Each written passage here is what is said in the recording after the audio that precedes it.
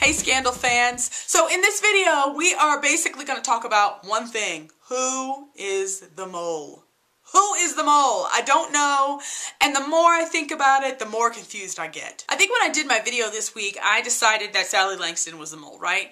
But as this week has progressed, I've just started to realize that that seems too obvious, you know? Like, I feel like those clues have been planted, and I feel like they're almost trying to throw us off the scent. I've heard some really fantastic theories this week, you guys, about who other people think the mole is, and I've heard names dropped that I haven't heard in a long time, and so we're going to kind of run down the list and talk a little bit about each person and why they could or shouldn't be the mole. So after this week, when we found out that the mole is really kind of after Defiance, you know, there's a couple of names that we could definitely scratch off the list. Obviously, Cyrus goes off of the list because he doesn't want anybody to know about that.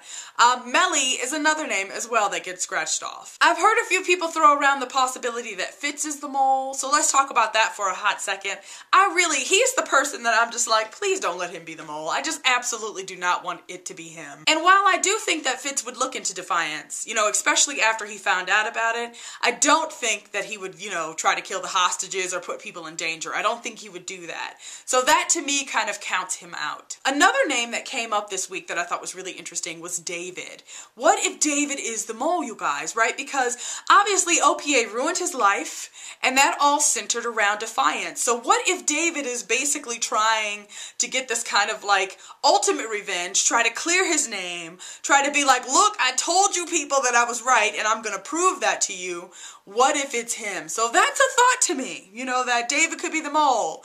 I would need a little more explanation, but I could see that happening. Now, another really interesting theory, and a good theory that I've heard bounced around, is Billy Chambers. Remember Billy Chambers from season 1? He was the bad guy, and he's the one who killed Quinn's boyfriend at the time, and Billy was just not a good guy. And the last time we technically see him with Charlie. We assumed that Charlie was going to kill him, so most of us assume that Billy Chambers is dead, but technically we never really saw him die. Like, we never really saw that, and we never really saw anything more than Charlie and him together, like in an elevator, I think. Now, add in the fact that we know that Charlie is working for somebody else besides Cyrus.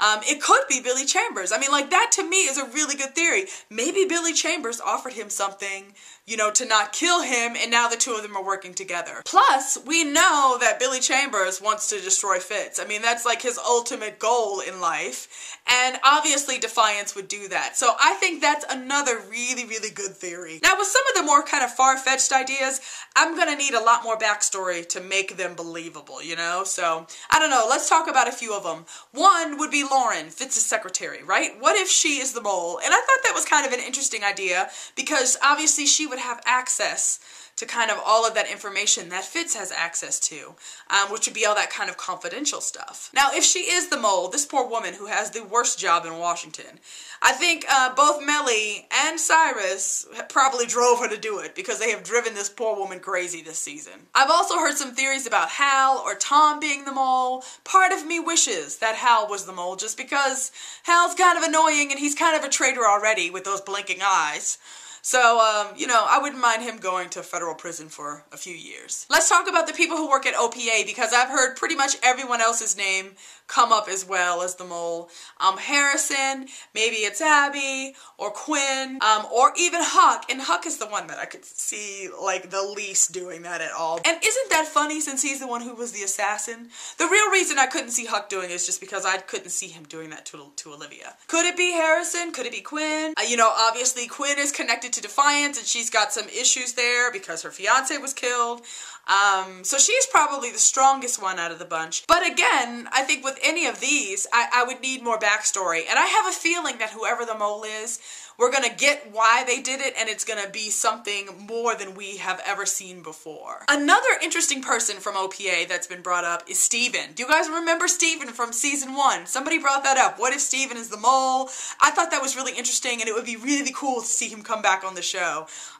So yeah, I guess we'll see about that. Okay guys, just a couple of more suspects. I think my favorite of the whole bunch, And if you guys watch my reviews, you know who I'm gonna say. If this person was the mole, I think I would seriously strip my clothes off and run around the block naked, screaming hallelujah. I would be so excited.